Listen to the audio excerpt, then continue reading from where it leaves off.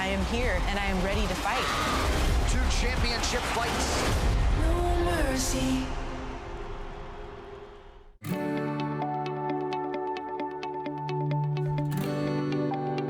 This is Rogers TV, Grey County. This program is brought to you by Ignite TV. Now you're in command. Visit Rogers.com for more details.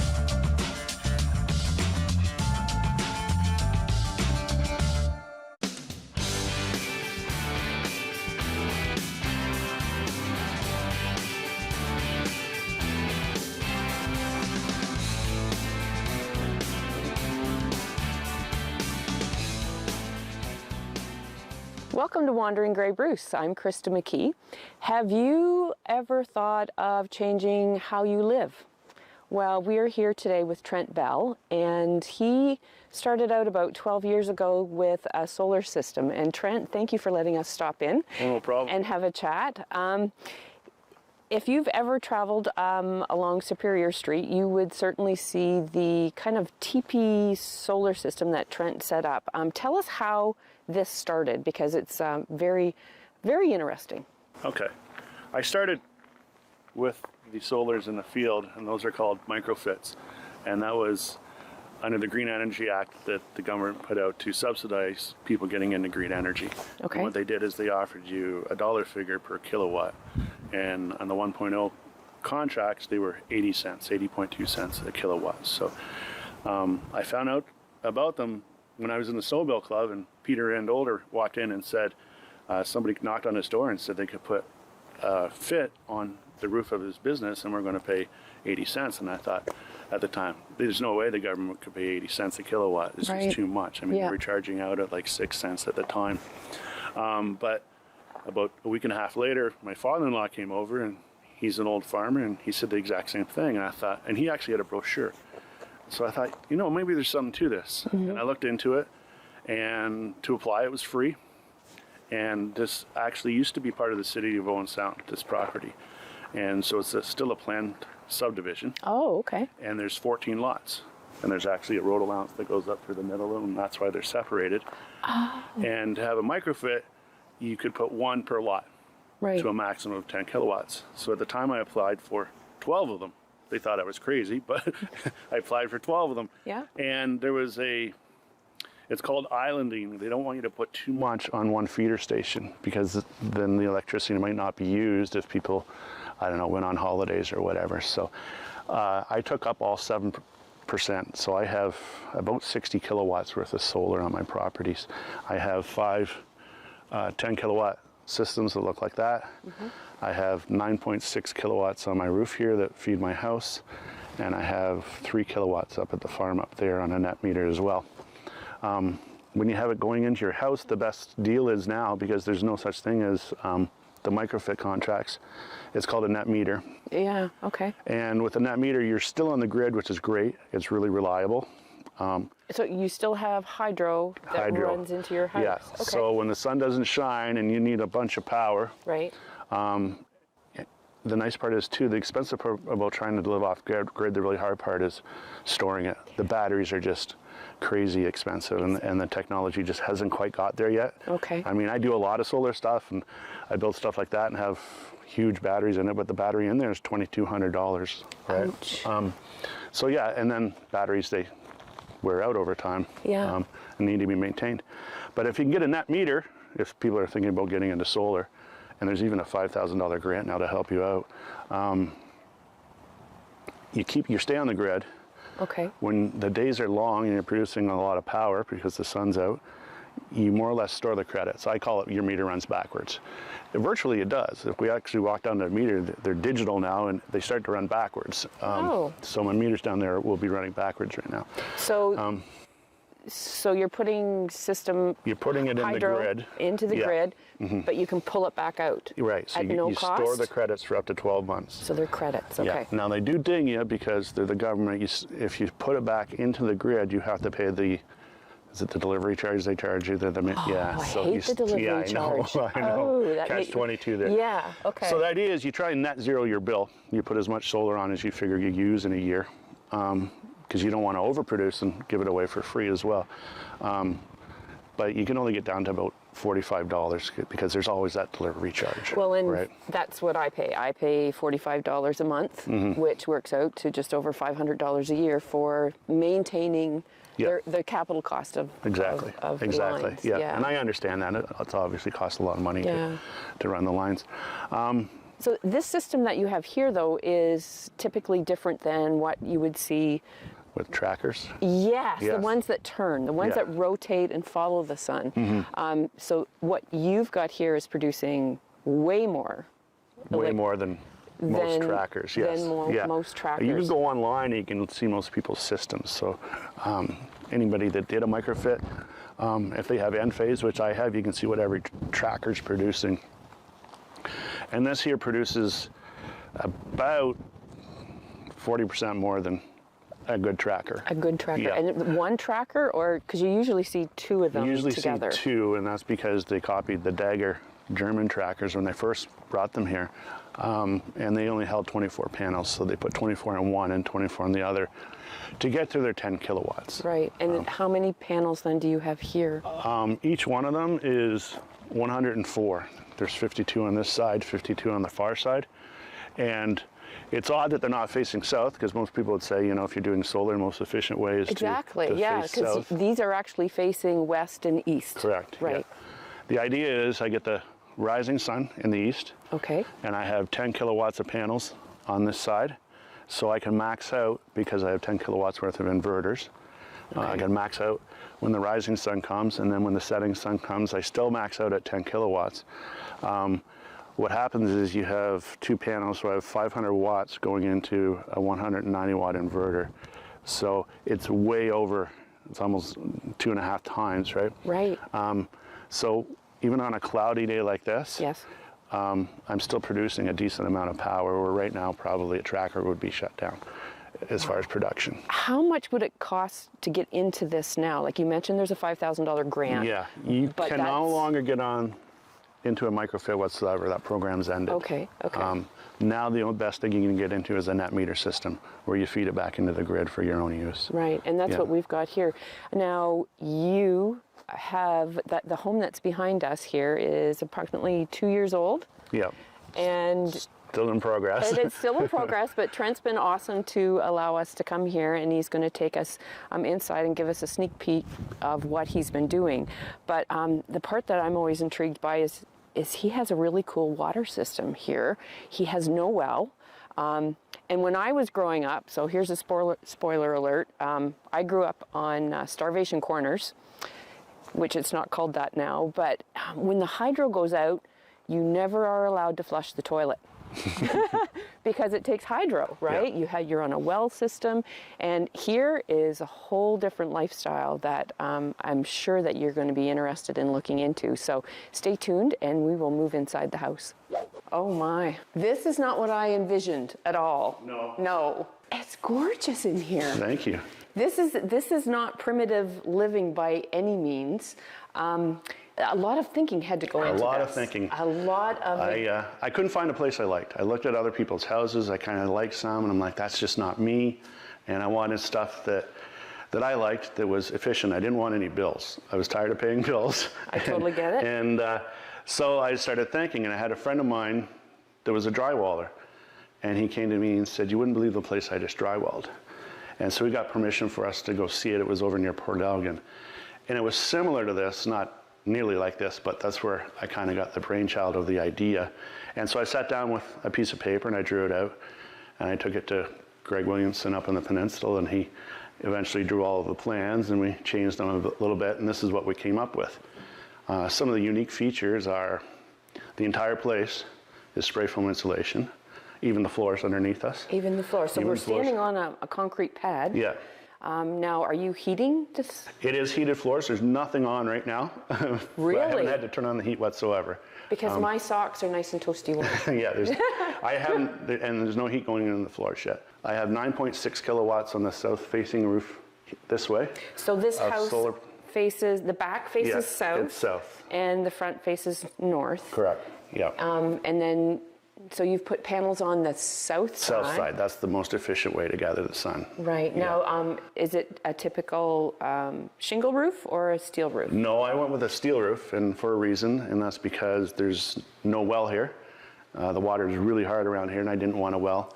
And so I did a lot of research into that, and I think I was the first residential place to have the system that I have, and it collects 100% of the rainwater from my north-facing roof and my west-facing roof. Oh, how cool. So the south side is hydro, And the north side is water. Yeah. Oh, that's fabulous. Yeah. And I also have a really cool Wiesmann solar thermal panel that produces 22,500 BTUs, so preheats all my hot water. And then when it's nice out, it also heats the floors of my shop, which I call this the house because it's my house attached to my shop. House, My okay. house, yeah. So the solar panels on the back, you mentioned that they're heating the water for the hardwood, or I'm sorry, for the floor. Yeah. They preheat all of my water. All of the water, yeah. So the hot water that goes through the floor is the hot water that you shower with as well? As well, yeah. Yeah, and that's really neat. My kids really think it's neat showering in rainwater. And it is the nicest shower ever. It is soft water, and yeah, and your clothes come out cleaner, and your... Oh, yeah. definitely. Yeah. I know at my house, I have a water softener, so then you have to deal with purchasing salt. Where does your water softener recharge? Because you're not supposed to put it into your septic system. So here you're just total soft water. You don't have any chemicals. Total soft water. No, and it goes down into 2 3,000 liter tanks, so there's 6,000 liter storage tanks. And mathematically, that should do a family of 4 for 30 days. 30 days. So that's how much you're collecting off your roof. Now, and I have a very large surface area here, so it doesn't it's take huge. much to... Yeah. So the first thing that I think of is, how do you deal with overflow? Well, it's really neat. Because 2 tanks could get filled up. Because Yeah. we've had so many huge rain events this year that, yeah, you would have to have something in. When it comes down off of the roof, it goes into the coolest filter I've ever seen. It's made by Wiesmann as well. It's stainless steel, and it has kind of like a Venturi effect. And as it goes in, it self-cleans itself. You never have to clean this filter. Oh. And it takes it down to 15 microns before it hits your tank. So anything that's going into that tank is already fairly filtered. Right. You lose 10% of the water by the self-cleaning method, but there's a big O tube that goes all the way down into that field, and that's where the extra wastewater goes to. The extra. So Trent is going to take us to a different location, and we're going to check out how the water comes in and have a look at all the plumbing that you've got in the garage, or in the shed, sorry. Yeah. Yes, so stay tuned. Treaty in Cree is Naskomitoin, an oral agreement, and our agreements were always spoken. For George Spence, the core of treaty was Wichihioin, to help one another. And so we, the commissioners, He was there for the making of Treaty 9, where the Cree were told, we will honor this agreement together for as long as the sun shines and the waters flow. the Cree made their mark because they were assured that the land would be shared and they would always be able to harvest what they needed.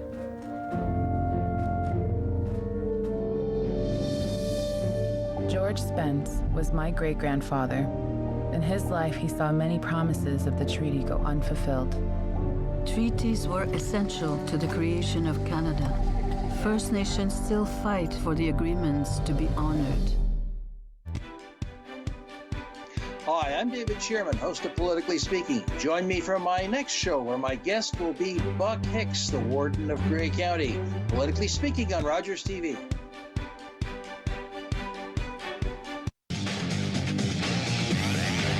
Hi, I'm Cedric Gano, and I'm a center for the Owen Sound Attack. Catch great OHL action on Rogers TV as we bring you Owen Sound Attack games live, both home and away.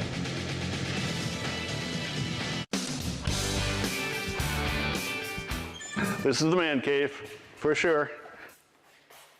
Truly, this is every man's dream. I have to say my husband would be in love with this shop. Yeah.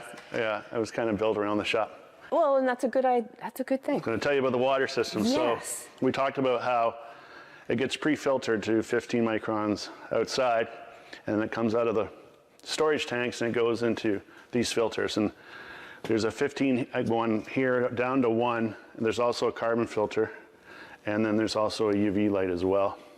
And it runs off this really fancy DC pump here that is set at 60 pounds, and it'll keep it at 60 pounds. So when you hear it wind up, it'll go faster when it needs to do more pressure, but there's no pressure tank here whatsoever. There's no bladder system or anything. So this does it all? That's all, yeah. Wow. Yeah. So it goes from the north side to your tanks, and then in. So do you have to worry about, you don't have to worry about frost in the wintertime? Actually, it does better in the winter. I never have to worry about water in winter. You can walk by and you can hear it going in all of the time because the snow just slowly melts. I did have to put down snow stops on the roof though, because the snow was sliding off as it melted. So I hold the snow up there to keep the water up there too. Which is totally opposite to what other people are wishing for. Yeah. Right, right. So, yeah, the dripping snow then in the summer or in the wintertime still fills. Keeps my tanks full, yeah. But there's no sun hits the north side of. That boggles my mind. Well, you'd be surprised. They say there's no sun hits the north side, but where we live, the sun rises over there in the winter. You notice it setting way over here. Right. Yeah. So that's enough to hit the black steel roof. Correct. Yeah. Wow. How did you figure all of this out? A lot of math. A lot of math. Yeah. Because it was the first time it was done, like residentially, and the Canadian standards were just coming out for it. So the fellow that came up with the idea, it was a startup company. He was just a young engineer, and he and I brainstormed back and forth a lot of stuff. Wow. Yeah. So how many square feet then on the north side of the house are you? That's an interesting question. I know the answer is for every centimeter of rain we get, it fills my tank up 30 centimeters. So all I need is 3 centimeters to fill the tanks completely. Of rain? Of rain, yeah. 3 centimeters of rain. Wow. And you would get that monthly? Oh, easily. Easily, One rain is 3 centimeters often, yeah. Wow. Yeah. Oh, in the wintertime, I never thought about the winter, so good I was for worried you. about it as well. Yeah. But yeah, no problems whatsoever. Wow. So I hate to ask this question, but the cost for something like this with someone thinking possibly about putting this in their home. You were the first one. No problem. I mentioned that around here the wells are really hard and they're also really deep. So drilling a well around here is probably about $15,000, and you're going to get really hard, terrible water. This whole system was $20,000. So that included the tanks and all of this, etc. All the equipment that came with it. So definitely a worthwhile investment. Yeah, I love it. I really do. Yeah, and that included your tanks and everything that you've got in the ground. Yeah. Wow. And in the summertime, the water's cold enough because of. Oh yeah. Because of the ground it's underground, temperature. Yeah. Amazing. And they're deep enough that they don't freeze in the winter as well. Yeah. Yeah. Oh, what a cool thing. I need to come here to use your bathroom when the hydro goes there. Yes. Anyway, we're going to move into another little section here that Trent has that heats the water, and with the hydro coming in as well, or the solar. Thermal. Yeah. Thank you. Okay. Yes. You are going to have to explain what is here. It's all new to me. So. Okay. I'll try. I'll explain everything. So, Peninsula Plumbing, best guy ever. He figured all this out. Wow. Incredible. And he loves the stuff. This is this right side here is the in-floor heating that goes into the house part, and this side is the in-floor heating tubes that go into the shop part. Okay. The little green pumps there are the circulation pumps that'll come on when they need to move water and warm up the floors. So there's a thermometer or something in that? The brains are right here, and the brains right now are saying that it's 8 degrees outside and 22 degrees inside the house. And I just checked, there's no heat on either side right now at all. But if there is extra heat in the solar thermal, it'll dump into the floors in the shop here. And the shop is now at 12.5 degrees with just the dumping that it does. You can see there's 2 thermometers on this fancy tank. And the bottom one here, it's showing at just about 90 degrees. So that's the temperature, even though it's only 8 degrees out and there's hardly any sun whatsoever, that the water's coming in preheated. And then the top one is what it would go into, your taps, etc. But the top part is propane backup, which is Okay. An on-demand propane heater, which is right here. Right. Yeah. Okay. So the water that you've collected is also filling this that we had talked Yeah. about, but it's also going up to the other side of your roof? It goes to my really cool solar thermal panels, which is 22,500 BTUs. And what I really liked about it, it's Wiesmann as well. The Germans have this all figured out. In that one of the problems with solar thermal is it overheats. You get a lot of heat there, and then you get problem. You get steam and everything building up and things breaking. And as a science teacher, I like this. The molecule that's on the underside, when it heats up, it changes, and it actually starts to block the amount of solar energy coming in, so that solar panel, the solar thermal, can never overheat. It's really, really neat technology. It would be, because then you don't have to deal with blow off. No worries, yeah. Anything blowing up, No, because yeah. it would. Yeah, it definitely gets hot. Yeah, very hot, especially in the summertime. Yeah, with no protection. So, do you have any idea on what the temperature of the water would be when it left those panels in the summertime and, absolutely. and came to here? All summer, this thing's way up here around 180. 180? Yeah. So that's hot enough you still have to mix cold at a which tap. it will, yeah. Oh, it'll mix in here? Yeah, in the tank here, because there's still the top of the tank as well, yeah. Oh. And everything in here, including out here, is mixer valves, so you can't burn yourself. Oh, yeah. Wow. Amazing. So then the hydro then, on the other section of your south roof, Yep. comes in here as well? It goes into the inverter right there, that goes into my box right here, and it goes to the whole house. To the whole house, Yeah. which is still the same philosophy as your solar panels out on the beside the house, or no, that's different again? The ones outside are the microfits, and they feed into the grid. Right. And this is a net meter, and it just feeds my house. And it just feeds your house? Yeah. Oh my gosh. You need to be a science teacher to figure this all out. Because, I've never sat down and had to figure this out. So, that's totally Yeah, it's interesting. It really is. It really is. And like I said, we most of the time did it as a class, so there was a lot of learning going on. It was really, really cool. The students really liked it. Oh, definitely, definitely. Now, the next thing that you had mentioned in the beginning of our interview, you have an electric car. I do have an e-car. And you've done some cool things with that as well. Outside, you've got this really cool whiz-bang thing that you've put together. Yeah, I call it my solar generator, and just because I'm a weird solar guy, I came up with this idea all on my own, and so I made it, and I just usually charge my car in the summer, and I can get about 40 kilometers a day out of it with the charge that I get from that little solar generator that I made that we'll go see. Yeah. Oh, so cool. So the car is just actually here in the garage, and it's plugged in. So we'll have a quick peek after you. Get the lawnmower out of here. So yeah, this is a Nissan Leaf, and it is the cheapest e-car you can buy. That's why I own. I just go on a school teacher's wage, and we don't get paid as much as you think we do. And believe it or not, the government, no, it wasn't the government, it was a private foundation that had a course you could take online, which I did during COVID, and you take it and you get $1,000 off. So I bought this e-car for only $11,000, and I got $1,000 off, so I only had $10,000 into it. Wow. And I figured it saves me $600 a month versus driving my Hemi. Yeah. So, yeah. And in here I have what I call my fast charger. That's a 6 kilowatt charger. And I measure things in kilometers, and that puts on about 30 kilometers in an hour. And this is your own power? Yeah, produced through my solar. Yes. Yeah. Through your, Yeah. So if I can get my quick charger on, especially when it's a really sunny day, I like to run in and plug it in. Yeah. Then that's great. Otherwise, I usually use my slow charger because it's a little bit gentler on the batteries because lithium don't like to be abused very much. Right. So that one I usually have outside on my solar generator, which we can go see. Excellent. We will head back outside and check out your solar generator. Your solar generator. Trent is an absolute wizard. I am so impressed with the amount of work that he has put together in research. And he also likes Volkswagens, which is near and dear to my heart because my dad had a Volkswagen truck for years and years and years.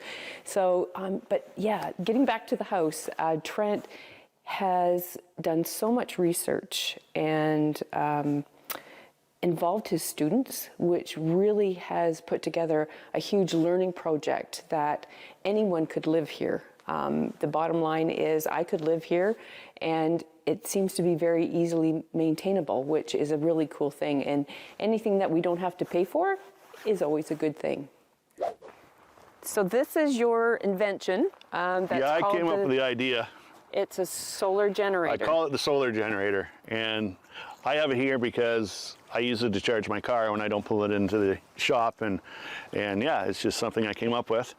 I have the Amish make the little shed. I do bigger ones as well, and put the solar panels on top. This is 2 large solar panels. There's 390, so there's almost 800 watts of solar on top. On there. top. Okay, so And the each solar panel would be how big then? It's 6 feet by 3? Yeah, I'm guessing. So They're 92 cell panels. I'm guessing they're about 6 by 3. Okay, yeah. And 2 of them. And then inside, we have the brains of the situation. Oh. Which is the inverter, and that's a grow watt inverter. The nice part about it is it'll charge my battery, which you can see a big battery there. That's a 4.3 kilowatt lithium battery. So it'll store up to 4.3 kilowatts that I can put in my car. It does the brains as well, so when the sun's out and it's producing power, it'll be producing, I don't know, about 100 watts right now because there's not much sun. But it puts the power toward the car as well as takes it out of the battery if it needs it. And then when it says, hey, you know what, the batteries are getting too low, then it'll start to put the power towards the batteries. Oh, wow. So that's the inverter and all the brains. And that's a battery, and I just have a regular plug-in to plug in my car, or whatever you want. Right, And so people take these to their hunt camps or their campsites, and that'll produce all the power you want.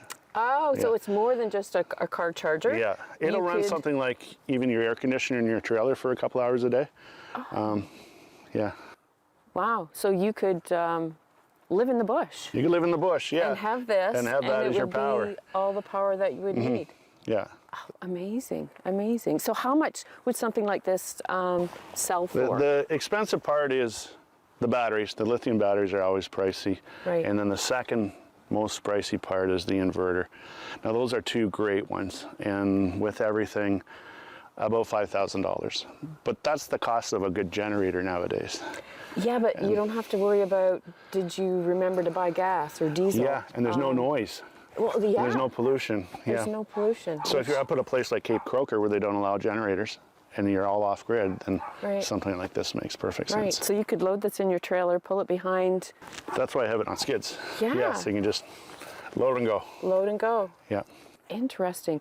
So this has been an absolute amazing experience. I have learned so much. Don't ask me to write a test about this afterwards, because I will not remember. But Trent, thank you so much for allowing us to come into your home. No problem. The amount of education and research that you have done with your students and that you've done has been absolutely amazing. Thank you. So thank you so much. Thank you. I hope you've enjoyed the show. Stay tuned. We'll see you again next time on Wandering Grey Bruce.